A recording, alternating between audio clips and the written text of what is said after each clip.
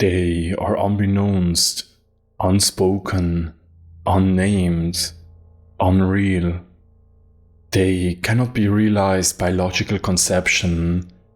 Any information we ingest undermines all attempts at reconstruction. They are held within the physics of disorder, the concepts of chaos, the structure of delirium. They are the ones unknown. Their existence scrambles the internet of our sensory organs and manifests as mass confusion at their most understood. They are the gods of entropy. And my 4-year-old just summoned one. My daughter Arlie has a very experiential approach to living. She loves to squish mud in her hands. She refuses to wear shoes, preferring to feel the ground beneath her feet. She'll play with umbrellas in the sun and discard her clothes to run around in the rain. She likes to question everything and prefers her own path, rarely following the lead of others. She's my pride and joy. She also has a mind that soaks up information as the Sahara soaks up rainfall. Her favorite shows are almost all exploratory and experimental. Creative Galaxy, Emily's Wonder Lab, Magic School Bus. She loves telling me about the new thing she learned that day and astounds me with her insight and curiosity. One of her favorite pastimes, a thing that often drives me crazy as well as makes me smile, is her penchant for what she calls making potions. She'll get a container, a bucket, a bowl, a coffee cup, my wife's favorite ways. Nothing is sacrosanct. Put a little water in it and begin adding ingredients. Some of the ingredients are sanctioned. We have some soaps or shampoos we never ended up using that we gave her. We purchased some fizzy bath powder that adds a bubbly effect for her. Sometimes I'll get involved and provide a few drops of food coloring, or some salt, or some tea leaves we have moldering in our top cupboard. Sometimes her choice of ingredients aren't so sanctioned. She's helped herself to half a bottle of my contact fluid once. She's used a whole tube of toothpaste, a godly amount of my wife's best perfume, half of the container of our flour we kept in our pantry, which now resides beside the tea leaves. I know it's our job to monitor her, but I do believe in giving her some level of autonomy. The parenting choices we all must take.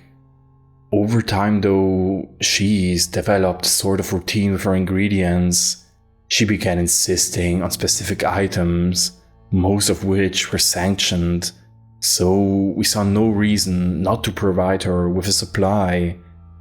They are less expensive than toys or the markers she keeps killing. She even became particular with the order of the ingredients that she adds. When I asked her why she's become so particular, she responded, "'Cause it's the best way to make the magic happen, Daddy." Whatever works, it's her potion after all. She would spend longer and longer on the potions as well. The last time I think she was using the bathroom sink for almost 2 hours, carefully adding this and that in intentional amounts. She was making far less mess than usual now, so I couldn't complain. The most recent time though was different. She'd been in there for almost 2.5 hours and didn't show any signs of stopping. I was engrossed in a report I needed to finish for Monday.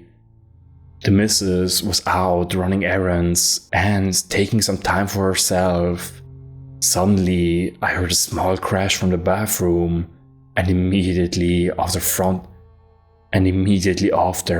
a frantic yelling of, "Daddy, ow!" Shit, my heart leapt into my chest. I flew to the bathroom and was greeted by the sight of broken glass and a tear-filled face. She had broken my wife's hand mirror. and had apparently cut herself on one of the shards. My fear was replaced by anger that I quickly suppressed. It wouldn't help at all in this situation. "Oh no, baby girl. Here, we need to wash the cut so it doesn't get infected." She blanched, of course. "No, Daddy, it's gonna hurt." "I know, baby girl, but we have to keep away the infection bugs, right?" She nodded grimly, my strong little girl.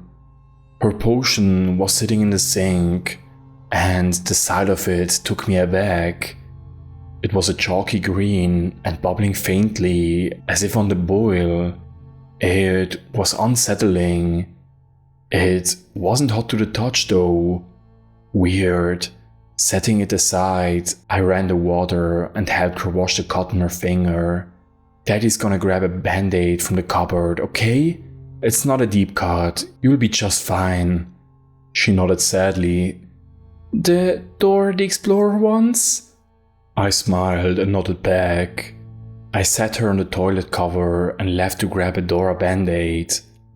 Upon returning, I saw that she was holding her finger over her still bubbling potion, trying to add one more unsanctioned ingredient to the mix. "No, honey, what are you—" The instant the drop of blood hit the rolling green liquid, it turned pitch black, and there came a sudden, terrible, crushing pressure, like the weight of mountains, like the weight of oceans. Words failed me. I couldn't form them. I couldn't breathe. Everything trembled. It vibrated and crackled like the slow shattering of glass. I could hear them. I could feel them. In my heart, in my bones, in my head. Something pushed, bent, warped, a heat haze shimmer, but bulging, splitting the space between us. Something broke through the shimmer that wasn't an arm, and it didn't have long, sinew digits tipped by vicious gut-wrenching claws.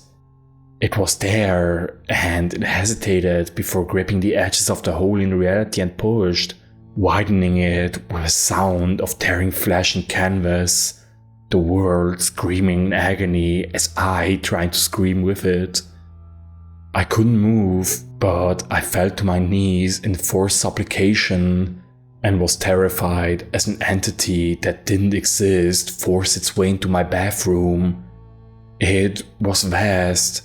It was immeasurable.